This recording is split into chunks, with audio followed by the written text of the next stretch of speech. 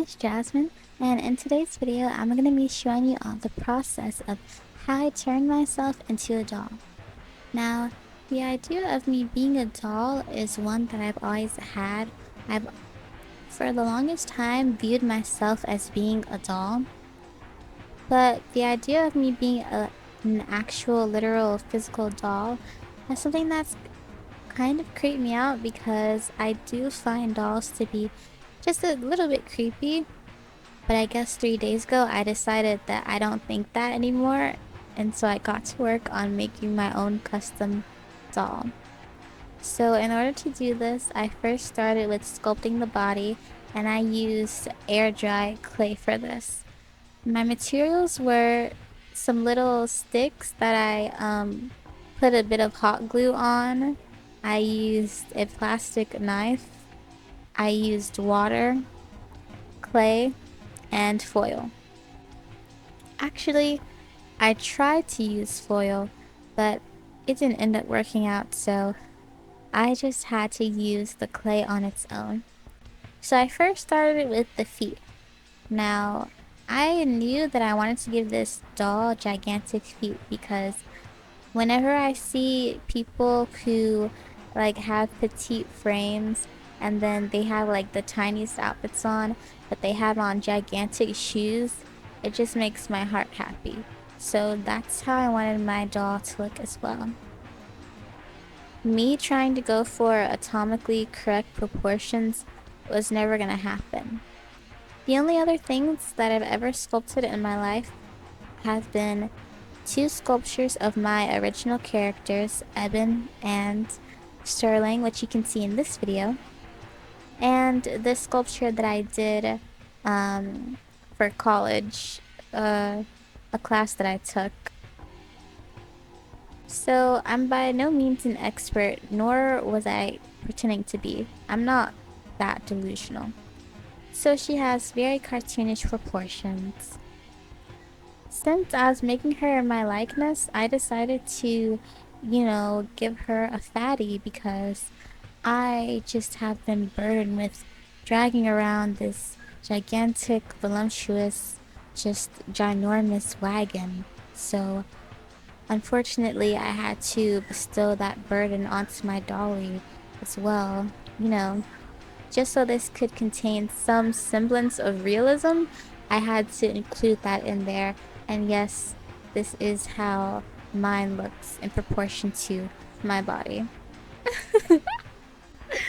So then, sticking more to the cartoon thing, I decided that I was going to take some inspiration from Betty Boop and give her a square head. I tried putting the head on her body, but at this point it was a little bit too wet for this to stand up on its own, so I had to hold it up with some sticks. After about at this point it was like perhaps 2.5-ish hours of sculpting this, I put it outside on the porch to dry. I brought her back in a few hours later and I had to patch up a few cracks and the fact that someone stepped on her foot. I had to fix that up, which I did off camera. So the next step in this process was painting. So I made a custom brown color by mixing a bunch of colors together, and it doesn't really match my skin tone, but let's just pretend like it does, okay? So I painted her body, and then I remembered that I have tattoos. So I decided to give her a bunch of little markings which will represent my tattoos. For her hair and her face, I painted them off camera. For her face, I did stick with that Betty Boop-esque type of look, kind of. And for her hair, I just painted it on.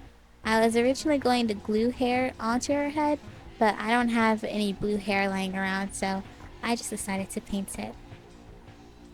I sealed her up with some Mod Podge, and I left her to dry for like another day or so.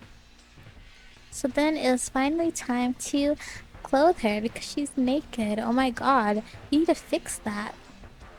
I was originally debating on whether or not I would want her to wear something that's an exact replica of an outfit that I have, or if I wanted to put her in something that I would wear.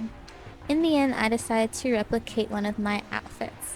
So I reached into my big bag of scrap fabric and I pulled out some scraps from this pleated skirt and a random scrap from some white t-shirt that I had. I started making the skirt first. So I used the bottom hem of the scrap fabric to make her waistband. And then I took some other fabric from the skirt to make the skirt part. So in order to do this, I basically just took some fabric glue and I folded the skirt onto the waistband until I covered the entire waistband. When I put it on the doll, it was a little bit too long for my liking, so I cut it. And then it was extremely short and her entire bottom was out. So I decided to paint some underwear on her to, cover that up. So after that, I started working on the shirt. In order to make the shirt, I took a white square from that piece of fabric that I had, and I just kept cutting it out, cutting triangles and shapes into it until it resembled a halter top, which I then tied around her body and I added the design to. So the very last step in creating this doll was giving her shoes. I didn't know what to do for this, so I just decided to paint on some sandals to her feet. And yeah, that is the finished product. So I finished making my doll. It took me around 3 days, not including the days that I set her aside to dry. And I think that she looks completely adorable, and I think that I did a pretty good job. So let's see a side by side. So this is the doll and this is me. Can you tell which side is which? Extremely hard addition. Yeah, I think she just looks super adorable and I'm really proud of myself and just glad that I decided to do this project randomly. I was just kind of winging it the whole time, but yeah, that's kind of what I do in everything. But I think for what it is, it's pretty cool. So yeah, that's the video. Thank you so much for watching this. I'd love to know your thoughts. Would you ever get a doll made of yourself or make a doll of yourself? So if you like the video, please like, subscribe, comment, do all that stuff. And me and little Jazz will see you in the next video. She wants to do the thing.